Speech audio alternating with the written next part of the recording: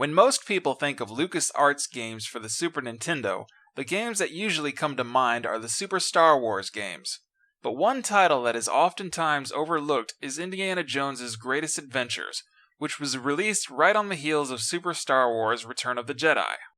I originally wanted to do this review as Indiana Jones, but I don't have a fedora or a bullwhip. However, I do have a top hat. And this. Groovy. Much like the Super Star Wars games, Indiana Jones's Greatest Adventures is a side-scrolling platformer that takes the player through the events of the Indiana Jones movies. However, while the Super Star Wars games were broken up into 3 games, Indiana Jones's Greatest Adventures combines Raiders of the Lost Ark, the Temple of Doom, and the Last Crusade into one game. Another thing worth mentioning is that, while the Super Star Wars games are notorious for being very difficult, Indiana Jones's Greatest Adventures has a more toned-down difficulty. There's a certain stereotype about movies that are made into video games, and that's that they suck.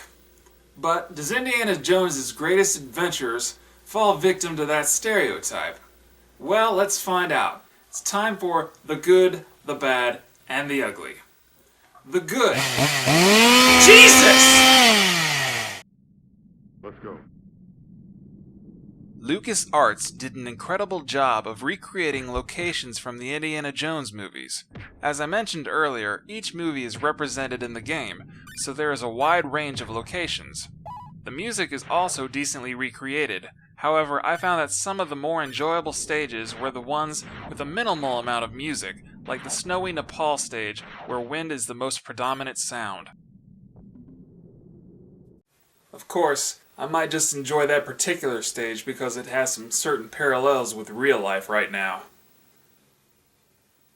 Yeah, that's good video game weather. There are a lot of good things about this game, but there are still some bad parts. While the music is decently recreated, the MIDI instruments that were used come off sounding corny at times, as if they were from someone's MySpace page in the late 90s and not made by a big video game company. On top of that, a lot of it gets reused throughout the game, which can make it seem really repetitive. As for the difficulty, I mentioned that it was a more toned-down difficulty compared to the Super Star Wars games.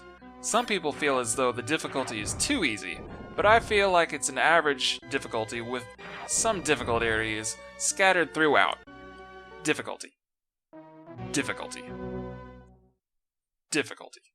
This leads us to the ugly, and it may be a minor complaint, but I think it's still worth mentioning.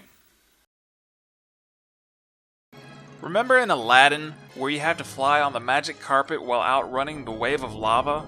Well, there's a stage like that in Indiana Jones's Greatest Adventures, where you have to outrun the boulder. But where the magic carpet ride is a good bit into Aladdin, the boulder stage is only the 3rd stage of the game. So when you've just started learning the mechanics of the game, they literally throw a boulder at you.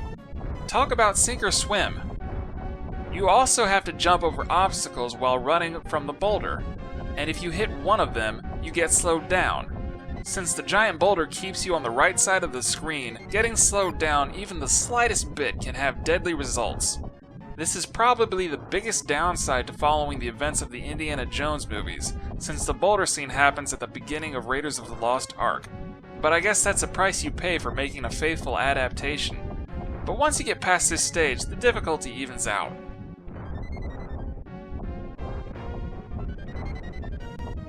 Well, that's it. Indiana Jones's Greatest Adventures for the Super Nintendo. While it's nothing extraordinary with its platforming, it does some interesting things using Mode 7. But it's a pretty decent platformer overall.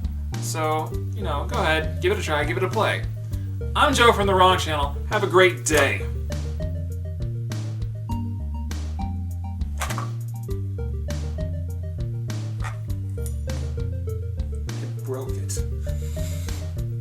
I broke it.